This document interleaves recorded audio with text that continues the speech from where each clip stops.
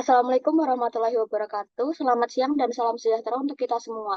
Dalam kesempatan kali ini, kami akan melakukan forum diskusi yang akan membahas mengenai pengaturan pemerintah daerah yang bersifat khusus pada Ibu Kota Jakarta berdasarkan Undang-Undang Nomor 29 Tahun 2007 tentang Pemerintahan Provinsi Daerah Khusus Ibu Kota Jakarta sebagai Ibu Kota Negara Kesatuan Republik Indonesia. Sebelumnya, perkenalkan saya Ananda Naswana UP dengan NPM 110110210319 sebagai moderator dalam forum diskusi kali ini.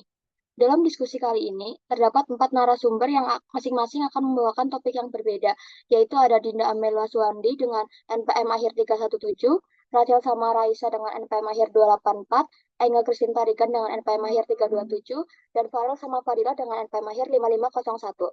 Narasumber yang pertama yaitu Rachel sama Raisa yang akan membawakan topik mengenai keistimewaan DKI Jakarta secara sosial kultural. Kepada Rachel Salma dipersilakan untuk menyampaikan materinya.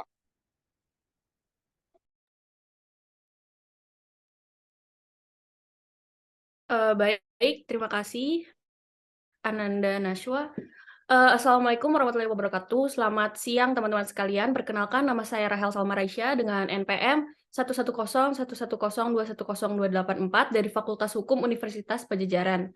Pada hari ini saya akan memaparkan materi mengenai keistimewaan DKI Jakarta secara sosiokultural.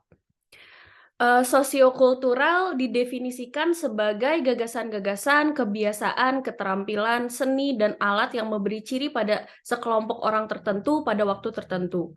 Menurut pendapat Falsiner, setiap fungsi dalam pengembangan budaya anak datang melalui dua hal. Pertama, di bidang sosial, kemudian dalam psikologis. Pertama, dalam hubungan antara orang-orang sebagai intrapsikologi, lalu setelah itu intrapsikologi. Sosiokultural adalah sebuah sistem dari pola-pola terpadu yang mengatur perilaku manusia. Kenyataan bahwa tak ada masyarakat yang ada tanpa sebuah sosial budaya menggambarkan perlunya sosiokultural untuk memenuhi kebutuhan psikologi dan biologis tertentu pada manusia. Dalam Undang-Undang Dasar 1945 Pasal 32 menyebutkan bahwa negara memajukan kebudayaan nasional Indonesia di tengah peradaban dunia dengan menjamin kebebasan masyarakat dalam memelihara dan mengembangkan nilai-nilai budayanya. Indonesia memiliki budaya yang lengkap dan bervariasi dan interaksi antar kebudayaan yang sudah terjalin sejak dulu. Next.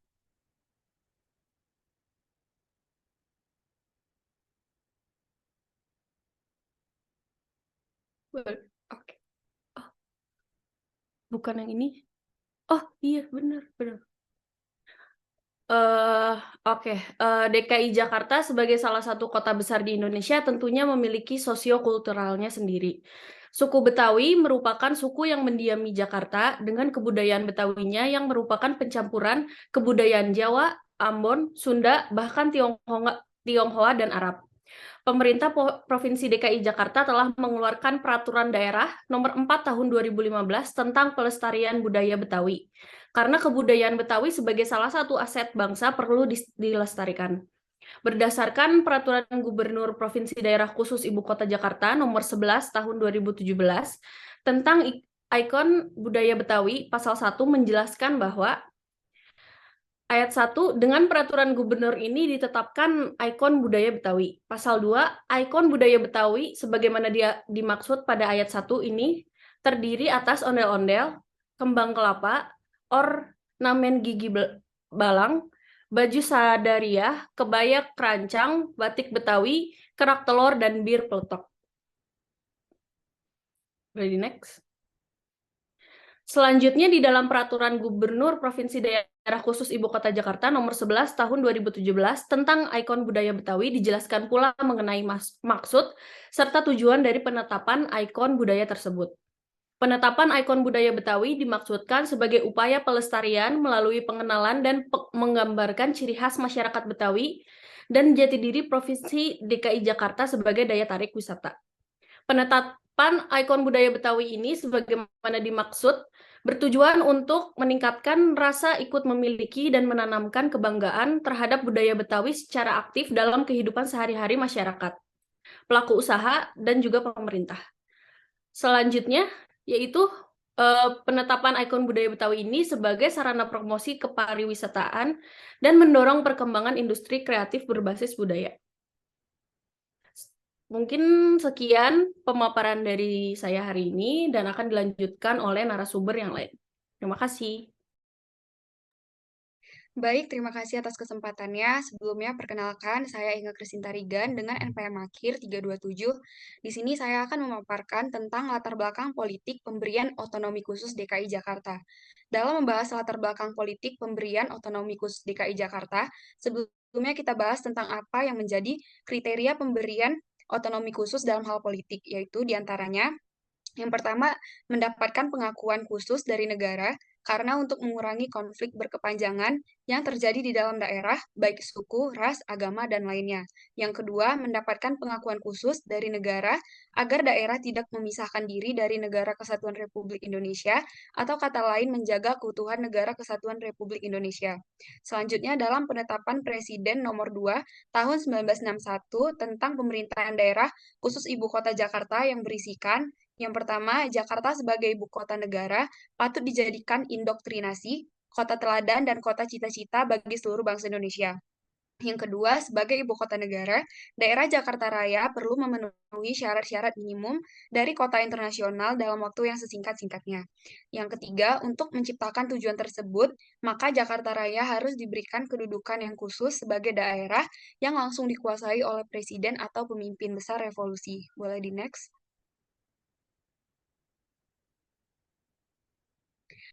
Praktik pemberian status khusus kepada daerah ibu kota Jakarta lebih ditekankan kepada aspek historisnya, di mana keberadaan DKI Jakarta dalam sejarah perjuangan kemerdekaan bangsa Indonesia tidak bisa lepas dari dipilihnya Jakarta sebagai tempat diselenggarakan peristiwa-peristiwa besar bangsa Indonesia. Selain pernah dikenal sebagai Batavia, Jakarta juga menjadi tempat pusat pergerakan seperti lahirnya Budi Utomo, Sumpah Pemuda, hingga Proklamasi Kemerdekaan 1945. Konsentrasi pemerintahan kekuasaan inilah yang kemudian menjadi Jakarta sebagai ibu kota negara. Selanjutnya, daerah khusus yaitu DKI Jakarta diberikan karena pertimbangan administratif sebagai ibu kota negara.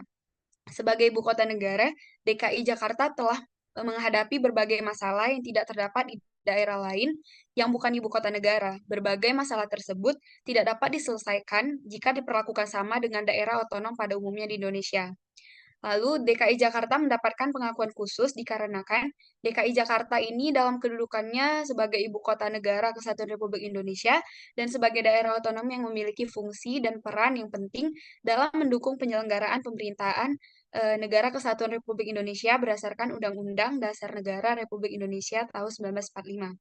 Selanjutnya, dalam mengatur dan menata otonomi khusus DKI Jakarta, harus berangkat dari masalah yang dihadapi oleh DKI Jakarta dalam menopang fungsinya sebagai ibu kota negara dan mengemban citra diri bangsa Indonesia. Adapun masalah ibu kota negara yang tidak bisa diselesaikan secara tuntas dan efektif akan menurunkan citra diri bangsa dalam berkomunikasi dan bernegosiasi dengan bangsa-bangsa lain di dunia. Demikian beberapa pemaparan terkait latar belakang politik pemberian otonomi khusus DKI Jakarta. Selanjutnya akan dilanjut oleh narasumber selanjutnya. Terima kasih. Baik, terima kasih atas kesempatannya. Di sini saya Dinda Amelia Suwandi dengan nomor peserta mahasiswa 110, 110, 210, 317 akan memaparkan terkait kekhususan hukum daerah khusus Ibu Kota Jakarta dilihat dari perspektif pemerintahan daerah. Yang pertama, sebagai daerah Ibu Kota Negara, DKI Jakarta diberikan otonomi tunggal, yaitu dikarenakan DKI Jakarta memiliki permasalahan yang kompleks, maka DKI Jakarta diberikan otonomi tunggal agar perintah dan aturan menjadi satu komando. Otonomi ini diletakkan di tingkat provinsi dan berbeda dengan wilayah lainnya yang menempatkan otonomi di tingkat kota atau kabupaten. Yang kedua, peran ganda gubernur.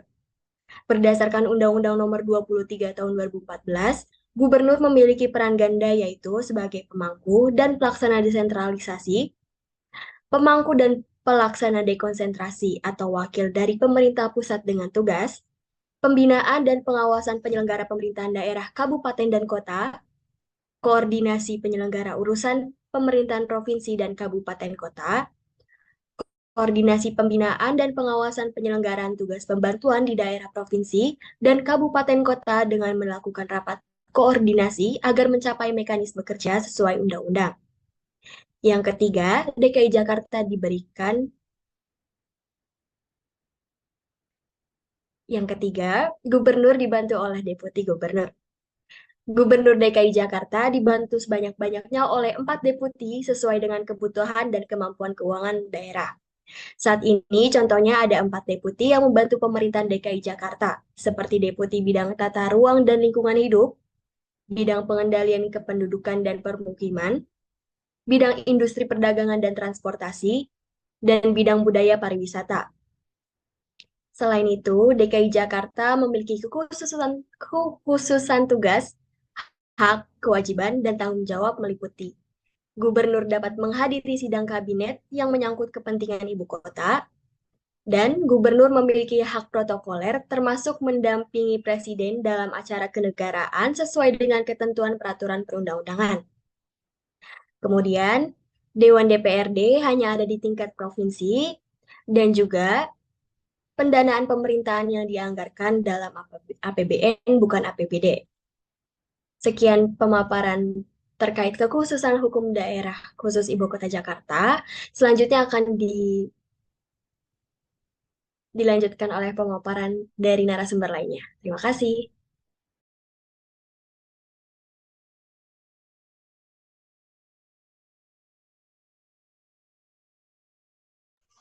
Baik, terima kasih atas kesempatannya. Saya Farel Salma Fadila dengan akhiran NPM 5501. Pada kesempatan kali ini, saya akan memaparkan materi mengenai korelasi kekhususan wewenang DKI Jakarta dengan konstitusi negara. Apakah kekhususan DKI Jakarta ini melanggar konstitusi? Next. Sebagai bentuk kekhususan wewenang yang diberikan pemerintah pusat kepada ibu kota negara, DKI Jakarta memiliki peraturan daerah atau peraturan gubernur yang diatur di dalam otonomi daerah.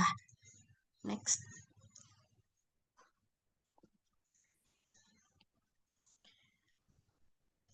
Di sini ada beberapa kekhususan DKI Jakarta yang diatur di dalam konstitusi negara. Yang pertama, dalam menjalankan otonomi daerah, Jakarta memiliki wewenang dalam membuat peraturan daerah atau peraturan gubernur sesuai dengan kewenangan yang diberikan oleh Undang-Undang Otonomi Daerah. Yang kedua, pemerintah kota. Jakarta memiliki pemerintahan kota yang memiliki wewenang dalam mengatur dan memimpin pemerintahan kota, termasuk dalam hal penganggaran dan pelaksanaan program pembangunan. Yang ketiga, pengaturan infrastruktur. Jakarta memiliki kewenangan untuk mengatur infrastruktur seperti transportasi, mengatur jaringan dan fasilitasi transportasi yang ada di kota Jakarta, lalu pengaturan lingkungan seperti pengelolaan sampah, pengendalian polusi, dan juga perlindungan lingkungan. Dan juga yang terakhir, misalnya ada wewenang untuk hak pemeliharaan keamanan dan ketertiban di wilayahnya, termasuk pengaturan dan pengendalian demonstrasi, kegiatan politik, dan kegiatan lainnya yang dapat mengganggu ketertiban umum. Next. Jadi, apakah kekhususan yang dimiliki di kota DKI Jakarta ini bertentangan dengan konstitusi? Jawabannya tentu tidak. Karena satu, seluruh kekhususan regulasi kebijakan dan peraturan yang diberikan kepada DKI Jakarta diatur oleh konstitusi. Yang kedua, tidak melanggar hak asasi manusia dan juga prinsip demokrasi. Yang ketiga, tidak mengandung unsur diskriminatif terhadap masyarakat minoritas di Indonesia. Yang keempat, bertujuan untuk mensejahterakan masyarakat. Jadi, selama hal yang tadi disebutkan tidak dilanggar, maka suatu peraturan tersebut dapat diterapkan di kehidupan masyarakat dan tidak dianggap melanggar konstitusi. Next. Nah, bagaimana jika kekhususan wewenang yang diberikan kepada DKI Jakarta ini bertentangan? Jika terdapat peraturan daerah atau kebijakan pemerintah yang bertentangan dengan konstitusi atau perundang-undangan nasional, maka hal tersebut dapat diuji di Pengadilan Tata Usaha Negara dan dapat dibatalkan di Mahkamah Agung jika dianggap tidak sah. Dan ya, dan dianggap tidak sah. Sebagai contoh, jika kehususan hukum Jakarta memberikan hak istimewa kepada penduduk Jakarta yang tidak adil dan tidak sesuai dengan prinsip kesetaraan yang dijamin oleh konstitusi, seperti mengandung unsur diskriminatif, tidak adil, dan merugikan rakyat, maka peraturan tersebut tidak bisa disahkan untuk diterapkan di masyarakat. Mungkin itu sekian materi dari saya yang bisa saya sampaikan. Selanjutnya saya kembalikan kepada moderator. Terima kasih kepada 4 narasumber yang sudah menyampaikan materinya. Jadi berdasarkan dari keempat narasumber yang sudah menyampaikan materinya tadi, dapat disimpulkan bahwa pengaturan kekhususan DKI Jakarta harus memuat hal-hal yang bersifat substansial dan tidak hanya berfokus kepada aspek kelembagaan sebagaimana yang diatur dalam Undang-Undang Nomor 29 Tahun 2007. Undang-Undang Kekhususan DKI Jakarta harus memuat strategi khusus yang digunakan untuk mengelola dan menata manajemen pemerintahan DKI Jakarta sehingga mampu maju dan modern seperti ibu kota negara lainnya di dunia. Undang-undang tentang DKI yang akan datang harus disusun berbasis kebutuhan, penyelesaian masalah nyata, dan hambatan yang dihadapi oleh DKI Jakarta dalam mengelola dirinya menjadi kota yang nyaman, aman, tertib, dan modern. Berbagai kewenangan dan kemandirian harus diberikan kepada DKI Jakarta agar bisa lebih leluasa menata manajemen pemerintahannya. Intervensi regulasi dari pemerintah harus dibatasi agar pemerintah DKI Jakarta tidak terbebani oleh regulasi yang dibuat pemerintah pusat yang belum tentu sesuai dengan kondisi DKI Jakarta. Oleh karena itu, pengaturan hal-hal khusus yang diperlukan oleh DKI Jakarta dalam mengatasi masalah spesifikasinya harus diatur secara tegas dan operasional agar dapat dijadikan sebagai dasar bagi DKI Jakarta untuk mengecualikan diri dari aturan yang dibuat oleh pemerintah pusat yang berlaku bagi daerah lainnya. Peraturan pelaksanaan dari Undang-Undang Kekhususan DKI Jakarta harus dibatasi dan sedapat mungkin langsung diatur dengan peraturan daerah berdasarkan Undang-Undang Khusus DKI Jakarta.